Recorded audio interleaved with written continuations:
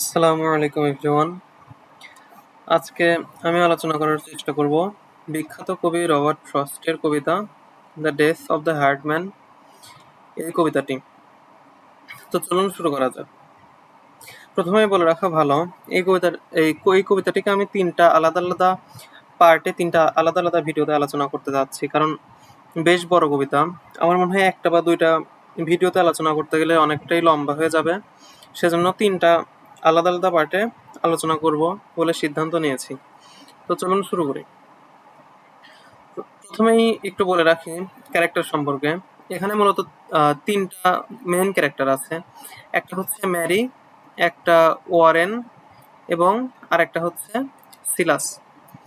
তো এই তিনজনের মধ্যে সম্পর্ক হচ্ছে এই ম্যারি এবং ওয়ারেন, এরা দুজন হচ্ছে স্পাউস, আই মিন মানে হাজব্যান্ড ওয়াইফ, বা এরা হচ্ছে স্বামী স্ত্রী। ম্যারি হচ্ছে ওয়ারেনের স্ত্রী আর কি। ওয়ারেন হচ্ছে একজন কৃষক, তো সে চাষাবাদ করে আর কি। আহ, সে হচ্ছে ওয়ারেন হচ্ছে একজন কৃষক এবং ম্যারি হচ্ছে এই ওয়ারেন এর হচ্ছে স্ত্রী। এবং সিলাস, এই সিলাসের সম্পর্কে এই কবিতাটা, এই যে দ্য ডেথ অফ দ্য হায়ার্ডম্যান, এখানে এই সিলাসই হচ্ছে মূলত এই হায়ার্ডম্যান। তো যাই হোক, দেখা যাক কবি কি বলেছেন। তো প্রথমেই কবি বলছেন, ম্যারি স্যাট মিউজিং, অর্থাৎ ম্যারি বসে বসে ঝিমাচ্ছিল বা অপেক্ষা করছিল, এরকম একটা এক্সপ্রেশন বোঝাচ্ছে। On the lamp flame at the table, Mary sat musing on the lamp flame at the table, অর্থাৎ ম্যারি হচ্ছে টেবিলের উপরে যে একটা বাতি রাখা ছিল সেটা জ্বলছিল এবং তার পাশে ম্যারি বসেছিল, বসে অপেক্ষা করছিল বা ঝিমাচ্ছিল। তারপরে বলছে ওয়েটিং ফর ওয়ারেন, সে ওয়ারেনের জন্য বাতির পাশে বসে বসে অপেক্ষা করছিল, অর্থাৎ তার হাজব্যান্ডের জন্য ম্যারি অপেক্ষা করছিল। When she heard his step, যখনই ম্যারি তার হাজবেন্ডের বা ওয়ারেনের পায়ের আওয়াজ শুনতে পেল, যখন ম্যারি ওয়ারেনের পায়ের আওয়াজ শুনতে পেল, শি র্যান অন দ্য টিপটো, সে পায়ের পাতায় ভর দিয়ে দৌড়ে গেল, মানে ওয়ারেনের দিকে। Down the dark and passage, অর্থাৎ হচ্ছে যে অন্ধকার যে রাস্তা ছিল বাড়ির মধ্যে, সেই অন্ধকার রাস্তা দিয়ে তার হাজবেন্ডের পায়ের আওয়াজ শোনার সাথে সাথে সে অন্ধকারের মধ্যেই দৌড়ে তার হাজবেন্ডের দিকে এগিয়ে গেল। To meet him in the doorway, তার সাথে দরজায় বা বাড়ির গেটে দেখা করার জন্য। উইথ দ্য নিউজ, এই খবরের সাথে যে, and put him on his guard, এবং সে হচ্ছে তাকে একটা খবর দেওয়ার জন্য মূলত তার দিকে গেটের দিকে দৌড়ে গেল তার পায়ের আওয়াজ শুনে। And put him on his guard, এখানে বোঝাচ্ছে যে হচ্ছে put him on his guard বলতে সে তার হাজবেন্ডকে একটু শান্ত করতে গেল, কারণ সে তাকে আসলে এমন একটা নিউজ দিতে যাচ্ছিল যে যেটা শুনে হয়তো তার হাজবেন্ড অনেকটাই মানে রাগান্বিত হোক বা ক্ষুব্ধ হোক, সে হয়তো একটা এক্সাইটেড হয়ে একটা রিয়াকশন দিত। তো সেজন্য সে এখানে বলছে যে put him on his guard, অর্থাৎ সেজন্য নিজেকে সংযত রাখে, সেজন্য সেটাও একটু নিশ্চিত করতে চাইছিল। তারপরে সে ম্যারি গিয়ে ওয়ারেনকে, অর্থাৎ তার হাজবেন্ডকে খবরটা দিয়ে দিল যে খবরটা হচ্ছে সিলাস ইজ ব্যাক, অর্থাৎ সিলাস ফেরত এসেছে। এখান থেকে বোঝা যাচ্ছে যে সিলাস ফেরত এসেছে, অর্থাৎ সিলাসের চলে যাওয়ার অভ্যাস আছে বা এর আগেও সিলাস এভাবে চলে গিয়েছে, এরকম একটা বিষয়, এবং সে আবার ফেরত এসেছে, এরকমই বোঝাচ্ছে আর কি। তারপরে কবি বলছেন, she pushed him outward with her, অর্থাৎ ম্যারি ওয়ারেনকে ঠেলে বাইরের দিকে ঠেলে দিল। উইথ হার, সে মানে তার নিজের দ্বারাই তার হাজবেন্ডকে বাইরের দিকে ঠেলে দিল, থ্রু দ্য ডোর, দরজার মাধ্যমে বা দরজা দিয়ে। শাট ইট আফটার হার, অর্থাৎ and shut the door after her, মানে সে তার হাজবেন্ড ওয়ারেনকে দরজা দিয়ে বাইরের দিকে বের করে দিল এবং আহ, পেছন থেকে তার পেছন থেকে সেই বাড়ির দরজাটা লাগিয়েও দিল। এখানে লাগিয়ে দেওয়ার কারণ হচ্ছে ভেতরে সে যে হায়ার্ডম্যান, সে যে সিলাস, সে আসলে ভেতরে বিশ্রাম করছিল বা ঘুমোচ্ছিল, এবং সেই কারণে এখানে ম্যারি চাচ্ছিল না যে আহ, সেই হায়ার্ডম্যান বা সেই সিলাস তাদের মধ্যকার কনভারসেশন বা কথোপকথনগুলো সে শুনে ফেলুক, এটা আসলে ম্যারি চাচ্ছিল না। এই কারণে সে তার হাজবেন্ডকে বাইরে নিয়ে গিয়ে দরজাটা লাগিয়ে দিল, যেন সিলাস ভেতর থেকে শুনতে না পারে। And shut it after her, be kind she said, এখানে প্রথমেই ওয়ারেন কিছু বলার আগেই ম্যারি তাকে আগেই বলে নিচ্ছে যে বি কাইন্ড, একটু একটু সহানুভূতিশীল হও। সে বলল, she took the market things from Warren's arms.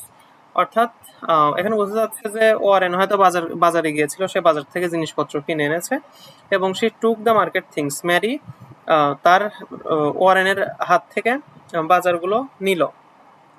And set them on the porch, এবং সেগুলোকে পটসের উপরে রেখে দিল। এখানে বলে রাখা ভালো, পটস বলতে এমন একটা বাড়ির হচ্ছে এই জায়গাটাকে বোঝায় যেটা হচ্ছে বাড়ির প্রবেশদ্বারের সামনে যে অনেক সময় ছাউনির মতো একটা জায়গা করা থাকে এবং সেটা নিচে যে বাড়িতে দরজায় ঢোকার জন্য যে সিঁড়ির ব্যবস্থা থাকে, তো সেই অংশটুকুকে বলা হয় পটস। অর্থাৎ এখানে বোঝানো হচ্ছে যে ম্যারি তার হাজব্যান্ড ওয়ারেনের থেকে বাজারগুলো নিল এবং সেগুলো পটসের উপরে রাখলো। দেন ড্রিউ হিম ডাউন, এবং তারপরে সে ওয়ারেনকে বসালো। টু সিট বিসাইড হার, তার পাশে বসালো।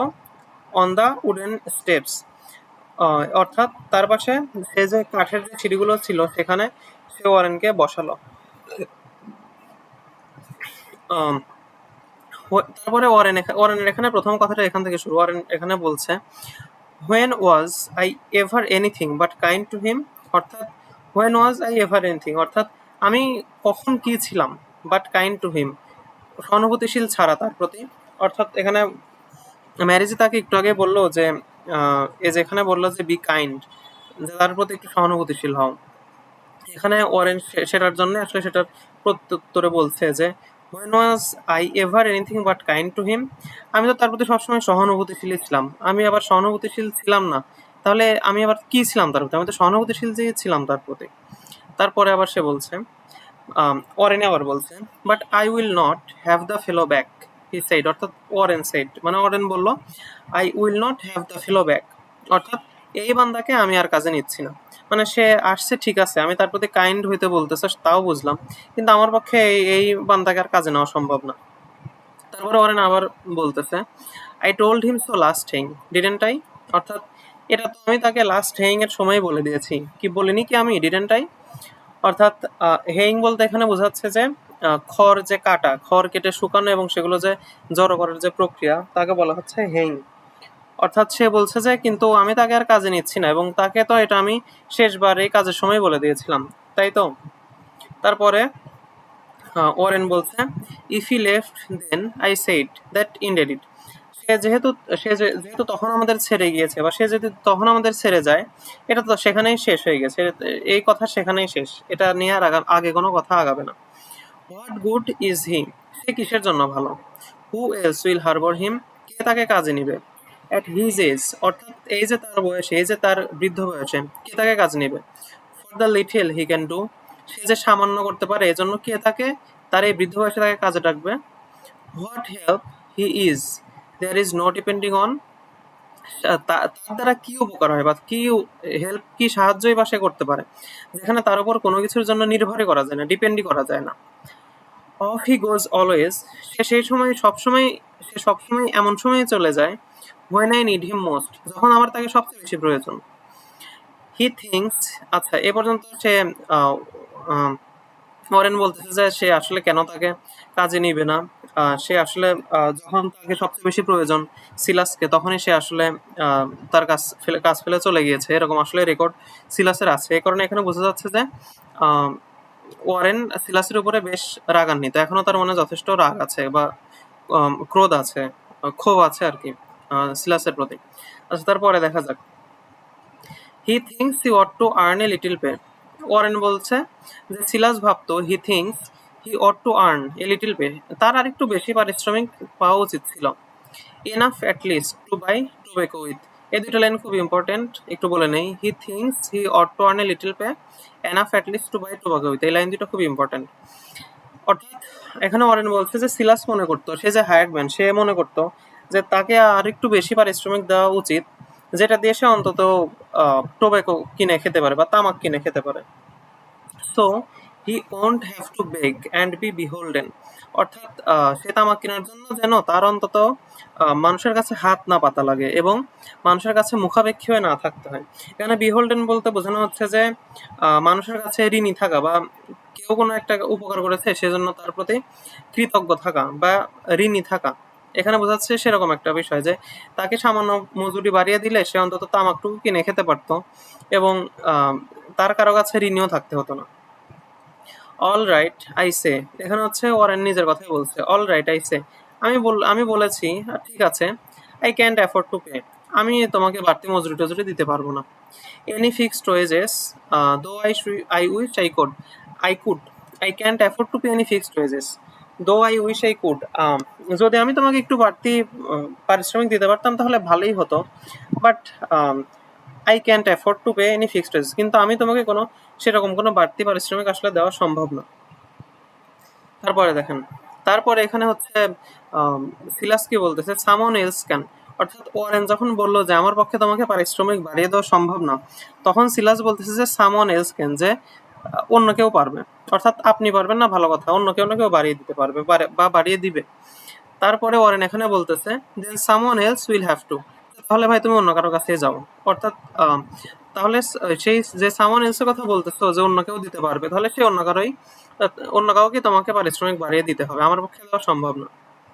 এখানে এই এটুকু দ্বারা যা বোঝাচ্ছে সেটা হচ্ছে যে এখানে ওয়ারেন একটু বেশি, সিলাস এখানে একটু বেশি পারিশ্রমিকের দাবি করেছিল, যেটা সে বলেছিল যে সেটা দিয়ে যাতে করে সে অন্তত একটু তামাক কিনে খেতে পারে এবং তার কারো কাছে হাত পাততে না হয়। কিন্তু ওয়ারেন এখানে সরাসরি নিষেধ করে দেয় যে তার প্রতি আসলে সিলাসকে অতিরিক্ত পারিশ্রমিক দেওয়া সম্ভব না। এবং তারপরে ওয়ারেন আবার রিপ্লাই দেয় যে সিলাস আবার রিপ্লাই দেয় যে তুমি দিতে পারবে না তো কি, অন্য কেউ দিতে পারবে। তখন এটা শুনে ওয়ারেন একটু বিরক্তির সুরে বা একটু মেজাজ খারাপ করে বলে যে অন্য কেউ দিতে পারবে ভালো, তাহলে অন্য কাউকে দিতে হবে, আমার পক্ষে ভাই তোমাকে অতিরিক্ত পারিশ্রমিক দেওয়া সম্ভব নয়। তারপরে দেখেন এই লাইনগুলো একটু deep. I shouldn't mind his bettering himself, অর্থাৎ এখানে ওয়ারেন বলছে যে সে যে এভাবে বলছিল যে সে একটু বেশি পারিশ্রমিক চায়, সে যদি এই কারণে আমার কাজ ফেলে চলে যেত, আমি আসলে কোনো কিছু মনে করতাম না, আমি মাইন্ড করতাম না যে সে যদি নিজের লাইফটাকে একটু বেটার করার চেষ্টা করতো বা ভালো কোনো কাজে নিজে যোগ দেওয়ার চিন্তা করতো। If that was what it was, যদি সত্যি এটা তাই হতো, কিন্তু সে আসলে সন্দেহ পোষণ করছে বা সে বলছে যে কিন্তু আসলে এমন কিছুই ছিল না, সে আসলে যে অন্য কোনো ভালো কাজ পেয়ে চলে যাচ্ছিল এমন কিছুই আসলে না। You can be certain, Warren ম্যারিকে বলছে যে ইউ ক্যান বি সার্টেন, তুমি নিশ্চিত থাকতে পারো। When he begins like that, যখন সে সেভাবে শুরু করে, দেয়ার ইজ সামন অ্যাট হিম, তার পিছে কেউ না কেউ থাকে, অর্থাৎ আচ্ছা তারপরে হচ্ছে try to কোয়াক্স him of with pocket money, তাকে হচ্ছে পকেট মানির প্রলোভন দেখিয়ে চলে যেতে মানে প্রলুব্ধ করে। এখানে কোয়াক্স বলতে বোঝানো হচ্ছে যে কোয়াক্স মানে হচ্ছে কাউকে প্ররোচিত করা বা কাউকে কোনো কিছু করতে মানে ইন্ধন জোগানো আর কি। তো এখানে বলছে যে সে যে হচ্ছে আসলে যদি নিজের ভালোর জন্য অন্য কাজ খুঁজতে চাইতো আমি মাইন্ড করতাম না, আই শুডেন্ট মাইন্ড, কিন্তু ইউ ক্যান বি সার্টেন, তুমি নিশ্চিত থাকতে পারো, সে যখন এরকম কথাবার্তা বলে তার পেছনে কেউ না কেউ অবশ্যই থাকে। ট্রাইং টু কোয়াক্স হিম অফ, তাকে হচ্ছে প্ররোচিত করার চেষ্টা করে উইথ পকেট মানি, মানে খুচরা টাকা পয়সা দিয়ে তাকে, এই যে ওয়ারেনের কাছে সে কাজ করে সেজন্য কাজ না করে চলে যায়, এই জন্য সে চেষ্টা করে। In Heung time when any help is scarce, এই যে হেইং টাইম বা এই যে এগুলো ফসল কাটার সময় বা ঘাস কাটার সময়, when any help is scarce মানে সামান্য সাহায্যটুকু যখন মেলে না বা সামান্য সাহায্য পাওয়া কঠিন হয়ে পড়ে, হচ্ছে in winter he comes back to us, কিন্তু যখন শীতকাল তখন সে আমাদের কাছে কাছে আসে, অর্থাৎ এখানে বোঝানো হচ্ছে যে যখন এই যে হেইং টাইম, তখন হচ্ছে সামান্য সাহায্যটুকু যখন খুব বড় ভূমিকা পালন করে, তখন ওয়ারেন হচ্ছে সিলাসকে প্রয়োজনের সময় পায় না, কিন্তু যখন শীতকাল, যখন তার সেরকম আসলে প্রয়োজন নাই, তখন সে তাদের কাছে ব্যাক আসে, তখন সে আবার তাদের কাছে আসে। আই এম ডান, মানে আমি আর তার সাথে কোনো লেনাদেনায় কোনো কথাবার্তায় কোনো চুক্তিতে যাচ্ছি না, আমার এর সাথে হচ্ছে সিলাসের সাথে আমার আর কোনো চুক্তি নেই। এগুলো হচ্ছে কে বলছে, ওয়ারেন বলল ম্যারিকে।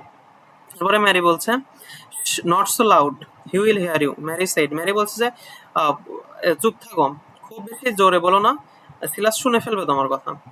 তারপরে ওয়ারেন আবার একটু ডেকে গিয়ে বলছে আই ওয়ান্ট হিম টু, আমি চাই তো যে সে আমাকে শুনুক। হি উইল হ্যাভ টু, তাকে তো শুনতেই হবে। সুন অর লেট, তাড়াতাড়ি অথবা দেরিতে। হি ইজ ওর্ন আউট, এখানে হচ্ছে এটা ম্যারি বলছে যে আবার ওয়ারেনকে ম্যারি বলছে যে হি ইজ ওর্ন আউট, অর্থাৎ সে খুবই ক্লান্ত, খুবই ভেঙে পড়া অবস্থায় এসেছে আর কি এখানে আবার।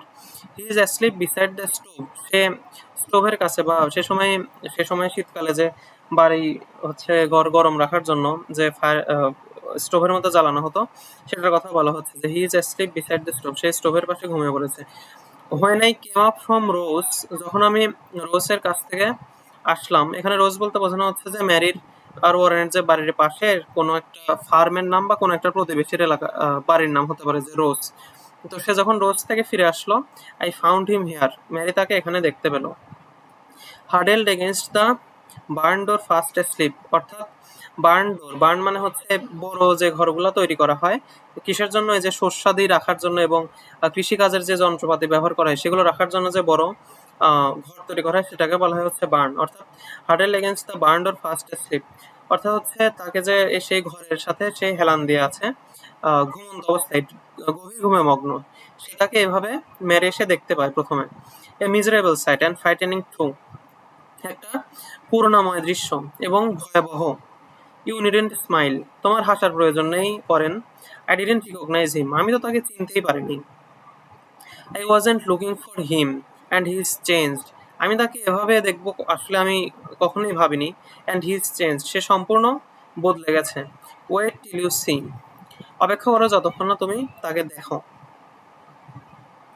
তারপরে ওরেন আবার ম্যারিকে জিজ্ঞেস করছে, where did you say he had been, তুমি কোন জায়গার কথা বললে যেখানে সিলাস ছিল এতদিন? তারপরে ম্যারি বলছে, হি ডিডেন্ট সে, সে বলে নাই। I dragged him to the house and gave him T and tried to make him smoke, আমি তাকে টেনে বাড়ির মধ্যে নিয়ে গেলাম এবং তাকে চা দিলাম এবং তাকে স্মোক করানোর চেষ্টা করলাম। I tried to make him talk I tried to make him talk about his travels, সে এতদিন কোথায় ছিল, কি করছিল, আহ, সে সম্পর্কে আমি তাকে বলানোর চেষ্টা করলাম, আমি মানে তার থেকে শোনার চেষ্টা করলাম, কিন্তু নাথিং উড ডু, কিন্তু কোনো কিছুতেই কোনো কাজ হলো না। হি জাস্ট কেপ্ট নডিং অফ, সে শুধুই মাথা নাড়তে থাকলো। অর্থাৎ এখানে বোঝা যাচ্ছে যে আসলে সিলাসের অবস্থা এখানে বেশ খারাপ অবস্থা হয়ে গেছিল আসলে, যদিও ওয়ারেন এখানে বুঝতে পারেনি এখনো যে সে কতটা জরাজীর্ণ অবস্থায় এখানে আসছে, কিন্তু ওয়ারেনের অবস্থা, সরি সিলাসের অবস্থা সত্যি বেশ খারাপ ছিল এবং ক্রিটিক্যাল ছিল। তো তারপরে আম, ওয়ারেন আবার বলছে একটু রাগ নিয়ে, হোয়াট ডিড হি সে, সে কি বললো বা সে কি বলেছে, ডিড হি সে এনিথিং, সে কি কিছুই বলেছে, সে কি কিছু তো একটা তো সে বলেছে, সে কি বলছে সেটাই বলো আমাকে। তারপরে ম্যারি বলছে যে বাট লিটল, খুবই সামান্য। তারপরে ম্যারি আবার বলছে এনিথিং, ম্যারি কনফেস, ম্যারি বলছে যে সে কিছু না বললেও কি তুমি মানে যাই বলছে তুমি কি সেটুকুই শুনতে চাও, মানে একটু ঠাট্টার স্বরেই বলছে, কারণ ম্যারি দেখেছে যে বেচারা আসলে খুব অসুস্থ, বেচারা সিলাস, কিন্তু অরেন এখানে আসলে সিলাসকে তখনও দেখেনি, সে কারণে সে এখনো বুঝতে পারেনি যে বেচারা আসলে কতটা অসুস্থ। সে কারণে ম্যারি বলছে এনিথিং, মানে তুমি কি যে কোনো কিছু হলে শুনতে চাও যে সে কি বলছে। ম্যারি কনফেস, ম্যারি স্বীকার করলো। He said he had come to ditch the meadow for me, Mary স্বীকার করলো যে সিলাস তাকে বলেছে যে সিলাস এবার কিসের জন্য এসেছে, ditch the meadow for me, মিডোর যে কাজ সেটা করার জন্য সে আসছে। তারপরে ম্যারি আবার নিজেই বলছে ওয়ারেন, মানে ওয়ারেন এবার তো একটু থামো, এবার তো একটু সিম্প্যাথেটিক হও, এবার তো একটু দয়া দেখাও।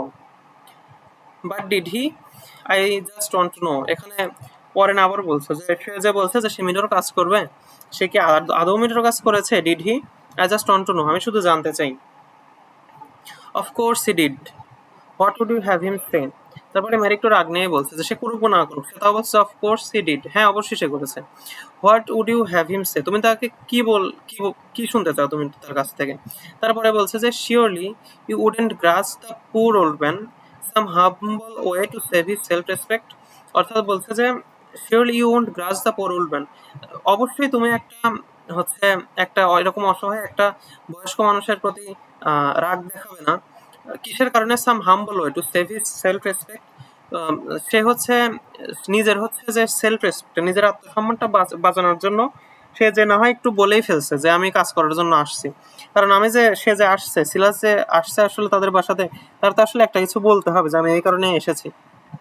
তো সে না হয় এসে বলছে যে আমি এই কাজ করব, সেজন্য সে না হয় তার সেলফ রেসপেক্ট বাঁচানোর জন্য এটা বলছে, তো সেজন্য কি তুমি তার প্রতি রাগ দেখাবে।